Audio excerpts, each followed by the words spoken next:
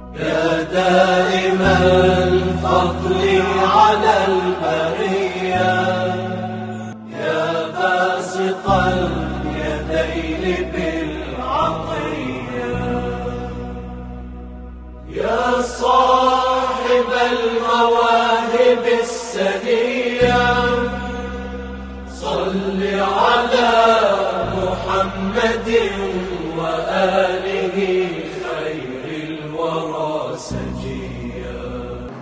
بسم الله الرحمن الرحيم. السلام عليكم ورحمة الله تعالى وبركاته.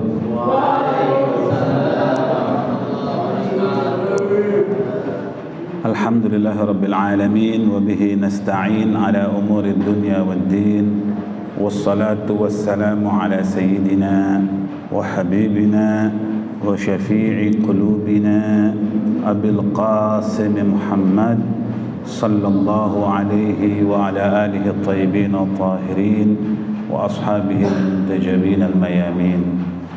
أولادي رحمكم الله, segala puja dan puji kehadirat Allah Subhanahu wa Ta'ala yang telah mengumpulkan kita di ruangan yang penuh barakah ini insyaallah.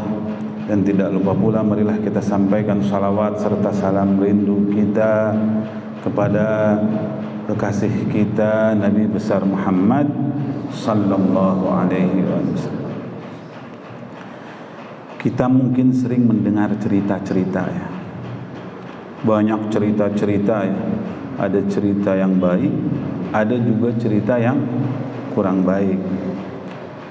Tapi dari semua cerita-cerita itu ada yang harus kita ambil istifadahnya, ada yang harus kita ambil faidahnya ya. Baik cerita yang baik ataupun cerita yang buruk. Cerita yang baik kita jadikan teladan bagi kita, cerita yang buruk kita hindari, jangan sampai kita melakukan seperti yang diceritakan itu. Ala kulli hal, biasanya cerita-cerita ini teh banyak. Ada yang diceritakan oleh orang tua kita, ada yang diceritakan oleh guru-guru kita, ada juga yang diceritakan oleh hadis-hadis nabawi, ada juga yang diceritakan oleh Al-Quran. Malah di antara cerita-cerita itu yang paling baik, yang paling utama menurut hemat kita sebagai kaum muslimin adalah cerita-cerita yang ada di dalam Al-Quran. Tentu dengan diceritakannya di dalam Al-Quran pasti banyak manfaatnya, pasti banyak yang harus kita ambil faidahnya atau istifadahnya ya. Ada yang diceritakan di dalam Al-Quran itu satu kali, ada yang sampai beberapa kali, bahkan ada yang hampir tentang satu hal diceritakan sampai 7 kali di 7 surat Al-Quran. Al-Quran bercerita tentang ada makhluk ya, dia betul-betul saleh, betul-betul taat kepada Allah Subhanahu wa Ta'ala. Makhluk ini betul-betul beriman kepada Allah Subhanahu wa Ta'ala. Makhluk ini hidupnya hanya beribadah kepada Allah Subhanahu wa Ta'ala. Nyaris waktunya tidak pernah digunakan kecuali hanya untuk berkhidmah kepada Allah Subhanahu wa Ta'ala. Dia yakin betul bahwa tidak ada yang berhak disembah kecuali hanya Allah Subhanahu wa Ta'ala. Sehingga dia selalu menomorsatukan Allah Subhanahu wa Ta'ala, selalu memprioritaskan Allah Subhanahu wa Ta'ala, karena dia juga ingin diprioritaskan oleh Allah, sehingga dia selalu menomorsatukan Allah Subhanahu wa Ta'ala. dia betul-betul taat, dia selalu melakukan perintah-perintah Allah Subhanahu wa taala dan menjauhi segala larangan-larangan Allah Subhanahu wa taala. Sampai suatu waktu, padahal makhluk ini adalah makhluk biasa-biasa saja, ya. Bukan makhluk-makhluk yang top, tapi saking getolnya ibadah makhluk ini, dia digolongkan termasuk golongan para malaikat, dimasukkan termasuk golongan-golongan para malaikat, ya. Sampai suatu saat Allah Subhanahu wa taala ingin mengangkat, ya, di antara makhluk-makhluknya seorang pemimpin, atau untuk memimpin seluruh makhluk-makhluknya. Makhluk ini tentu sangat berharap sekali supaya menjadi pemimpinnya. Tapi sangat disayangkan, pilihan Allah Subhanahu wa taala bukan kepada makhluk itu, melainkan Allah Subhanahu wa taala menciptakan makhluk yang lain, ya. Menciptakan makhluk yang lain sehingga dia tidak terpilih untuk memimpin makhluk-makhluk yang lainnya. Padahal makhluk ini betul-betul taat kepada Allah. Waktunya habis hanya untuk beribadah kepada Allah Subhanahu wa taala. Sibuk dengan beribadah kepada Allah Subhanahu wa taala. Dia selalu menjalankan perintah Allah dan menjauhi larangannya.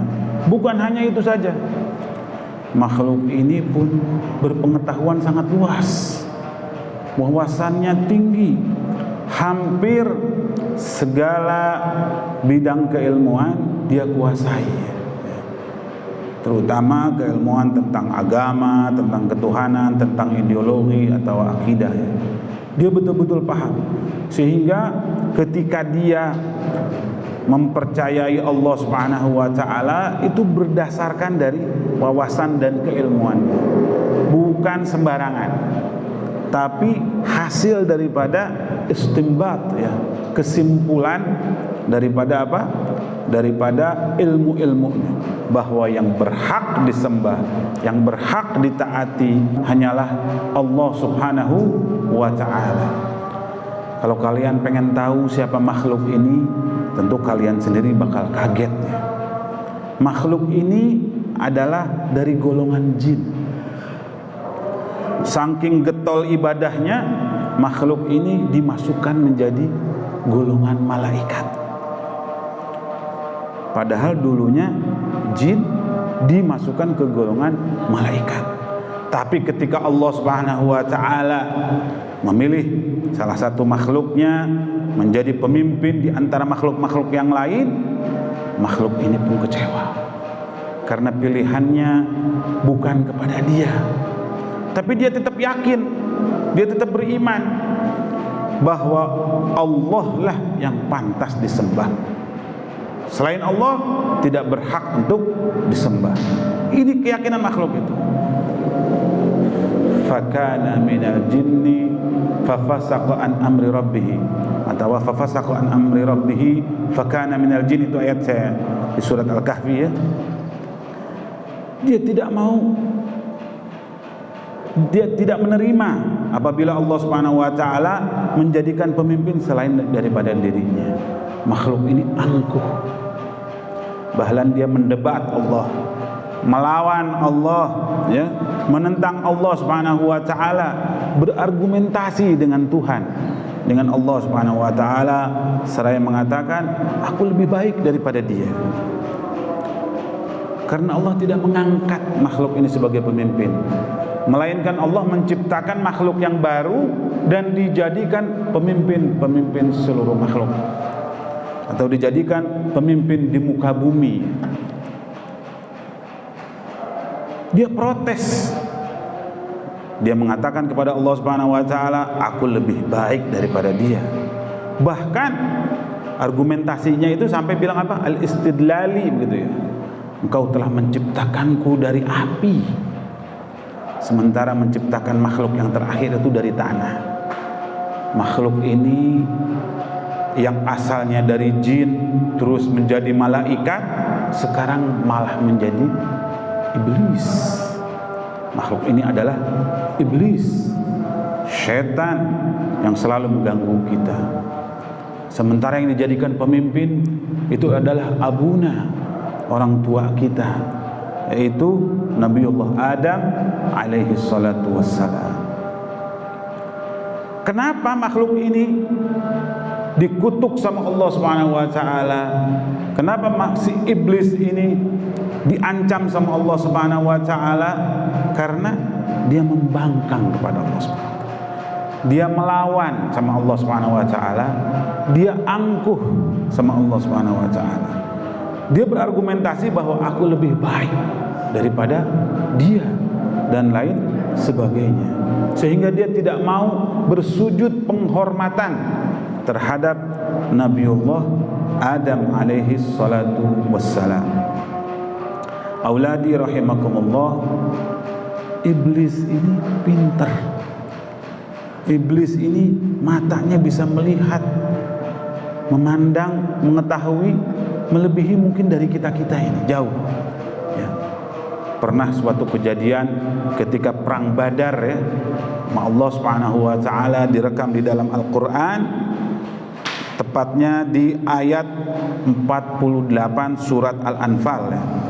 Ketika perang Badar berkecamuk ya, iblis ini merayu kepada orang-orang kafir Quraisy, tenang, tidak akan ada yang mengalahkan kalian, kalian pasti menang, mereka jumlahnya sedikit dan lain sebagainya.